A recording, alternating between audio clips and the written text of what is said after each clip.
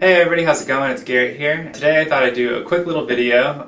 It's probably not quick. It's probably going to be a long video, but I figured I'd do a NAMM recap video. If you're not following me on Instagram, be sure to do that. I did a whole story of everything, and I'll probably post a little bit of it here as I'm kind of going through it so you can see. So obviously pre-NAMM happened. My buddy's Andy Gillian from Morse, Mississippi, Mass. When the moon hits your eye like a big pizza pie, that's amore.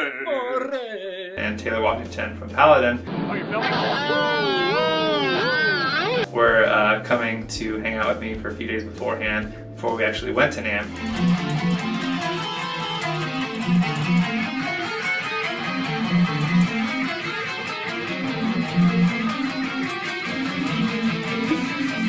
And we shot those Super Mario Brother videos as well as the classical piece. Those are the last two videos I shot. Be sure to check them out if you haven't. They're pretty fun. There's some good bloopers in there for sure. So anyway, yeah, we go to NAMM. First thing we walk in and see is the Randall booth. Found the sickest piece of gear at NAMM here. It's the new Randall vacuum. From there we went over to Kiesel.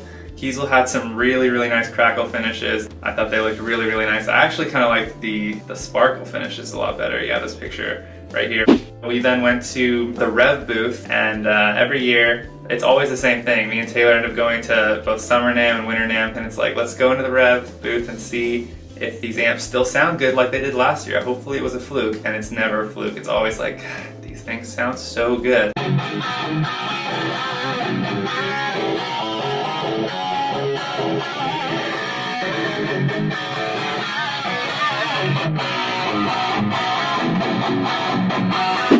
Saw Wes Hauck perform. Really cool dude, performed really well, even though he was kind of, I guess apparently he was like feeling like his chops were down. But yeah, he killed it. Super cool to meet him in person.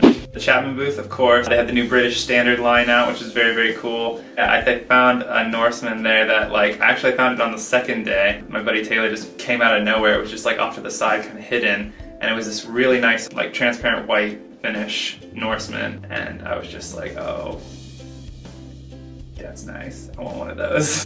Gotta get a picture of Taylor in front of the Taylor guitars. Say Taylor! Here we got the ESP booth. Now this is really nice. Usually every year they have this custom wall of really nice guitars. Generally for me it's just like, oh, it's kind of cute, like you can never play them, they're like got guns going through them and stuff like that. They're just like kind of more like comic book, I guess. But this year they just went straight up, just like normal guitars, no like crazy like bodies, and they just actually put some really nice finishes on them, and I think they were like very Japanese looking. The colors were just so pretty. I was actually like really blown away by them. I thought I was like, man, I just want to sit here and stare at this wall forever. Angel Vivaldi, ran into him. The guy's super awesome. I've met him a few times, and just a really good guitar player. His new album's super sick too. Definitely check it out. Moving on to day two, the Chapmaning happened. Yeah, and that's when they introduced the British standard line, which is really cool. Apparently like high-end guitars made in Britain, handmade, all of them. Really liked the green Ghost Fret, kind of a throwback to the original Ghost Fret that they had. Yeah, and the Chapman gift, that's right. Got it right here. So Chapman Guitars is working with Mythos pedals, I don't know how to say that, in Nashville, Tennessee. And they got me this guy right here. It's a little drive pedal. What they did is they actually looked at each of their artists playing in their videos, and apparently the circuit in each of these is just slightly different to each player's tone and how they play. So I'm really excited, and I really want to try this out. I don't know, I kind of want to plug it in right now. Do you guys want to hear it? No? No, I didn't think so. It's okay. Well, now let's check it out.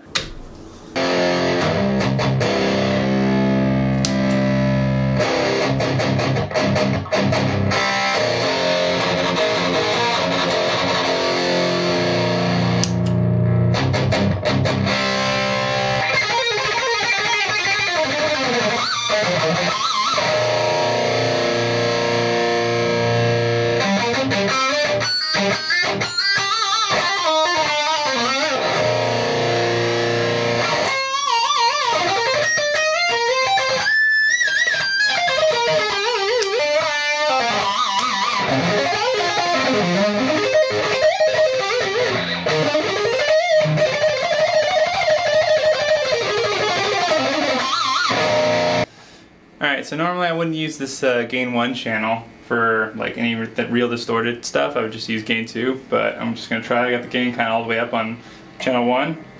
So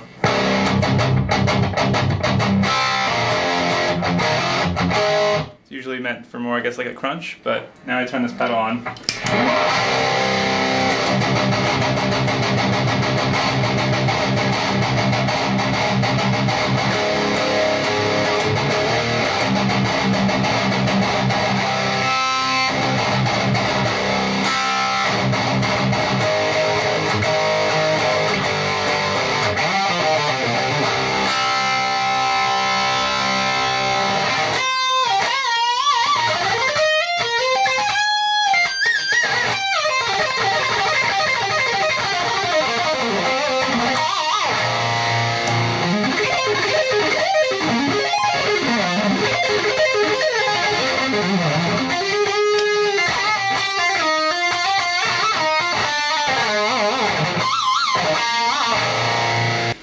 Sounds pretty fucking good.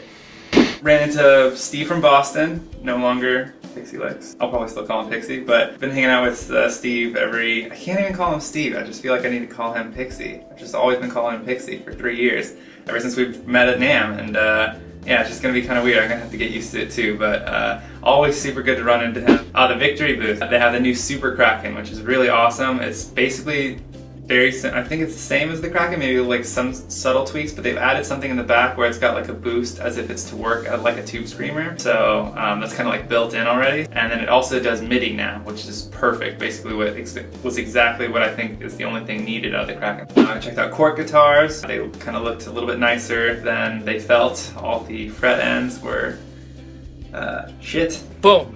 Roasted. No offense, it was just, I don't know, the ones we picked up, it was just like, this is just asking to like cut up your fingers. When we pulled up to Acacia, I remember thinking like, oh, this is kind of cool. I know my buddy Robert Baker, you know, has done videos for them. The guy Scott Leinhard, who works there, told me apparently he lives like 20 minutes from me as well, like right out in Escondido. He hit me up after NAMM, and actually I think I have a meeting with him later today, together and maybe talk and see what we can do as far as working together. And just a little bit of a disclaimer, this doesn't mean I'm leaving Chapman Guitars or anything like that. This just means I'm working with another company, which is something I want to kind of try and do this year. No! What are you waiting for? Do it! I'm also in talks with Ola England for solar guitars, so I'm always going to be a Chapman artist. I love Chapman guitars and never leaving, but I'm going to try some other stuff out, you know? Okay, this was really cool. I got to see my buddy Miles and Andrew from Interloper play for the Legator booth, and that was really, really cool. Miles has been, I've been friends with him for quite a while now. He's just such a good dude, and he's such an amazing player. And then Andrew as well, they're just a really good combo, so it was really cool to get to see them play live finally.